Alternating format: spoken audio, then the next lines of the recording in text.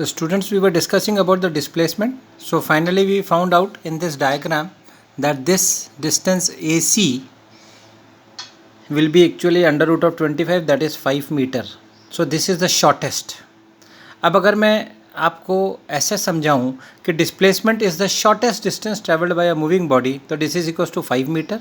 ठीक है. लेकिन अगर इसी एग्जाम्पल में मैं आपसे पूछूं डिस्टेंस कितना है, तो क्या होगा distance 4 + 3, that is 7 meters. I hope you have understood. To classify it, we'll discuss one more high order level question in this. That high order level question I'll discuss it so that these concepts are more clear to you. We take another example to understand it little bit much more better. I have drawn a diagram of a moving body. This body starts from point A, goes to B, travels how much? 10 kilometers. This is another example. From B to C, it goes in this direction, it is 5 kilometers. From C to D, it goes 20 kilometers. From D to E, it goes 5 kilometers. And finally it stops at E. अब इस example में और ये जो ऊपर वाला example आपने देखा था, इन दोनों में एक फ़र्क है. इसमें जो पाथ ट्रेस्ड है ये या 90 डिग्रीज का एक एंगल बनाता है जिसकी वजह से एक ट्रायंगुलर शेप बनता है. And hence we were able to apply away the Pythagoras theorem.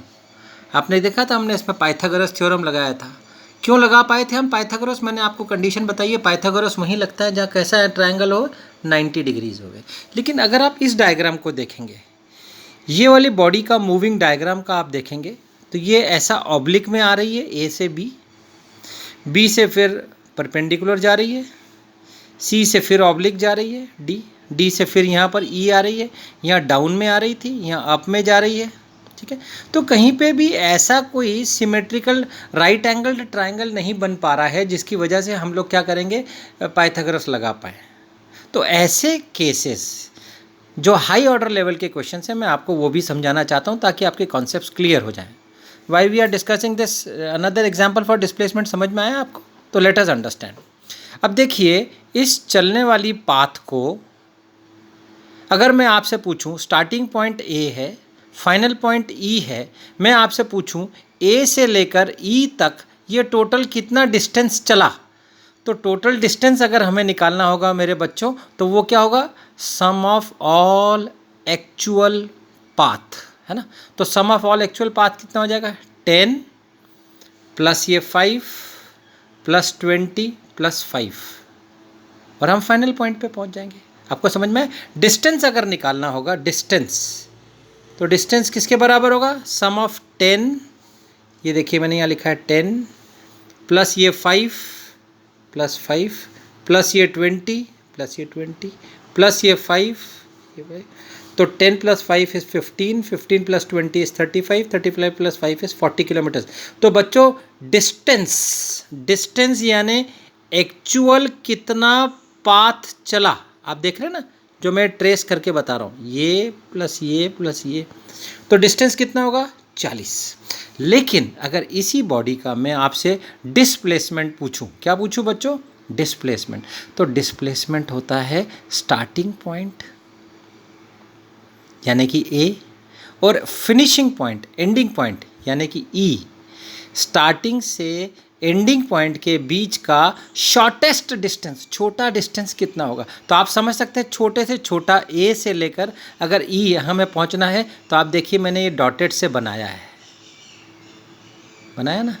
जब हमने इसको टेप से नापा, मेजरिंग टेप से नापा, तो हमने पाया ए से लेकर ई तक जो शॉर्टेस्ट डिस्टेंस बन पा रहा है that is how much, 18 kilometre. ये आप पाइथागोरस लगा के नहीं निकाल सकते.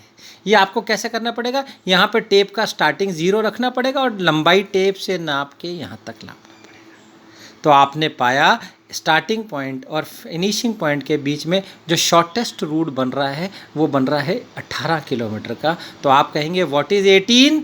18 is the shortest distance between A to E and this 18 kilometres is known as displacement. समझ में आया आपको? देखिए मैंने यहाँ लिखा भी है, here the body moves from A to B, C, D and finally reaches at E. Starting point is A, ending point is E. तो displacement is A E and how much it is given, it is given as 18 kilometres, ठीक है। और अगर मैं आपसे distance की बात कर रहा हूँ तो डिस्टेंस अगर आप देखें तो वो 10 + 5 + 20 + 5 ये आप निकालेंगे तो that is equals to 40 kilometres. मेरे बच्चों समझ में आया? आई होप इससे आपका एग्जाम्पल्स जो है, आपका कॉन्सेप्ट बिल्कुल क्लियर हो गए होंगे। डिस्टेंस मतलब एक्चुअल पाथ, जितनी हकीकत में वो चला है उन सबको ऐड कर दीजिए, आपको मिलेगा डिस्टेंस।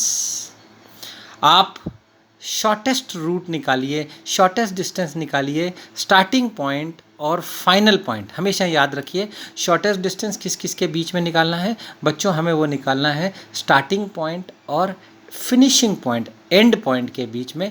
और ये जो डिस्टेंस होगा shortest, that is displacement. So here we conclude our today's class. Distance means actual path, SI unit is meter.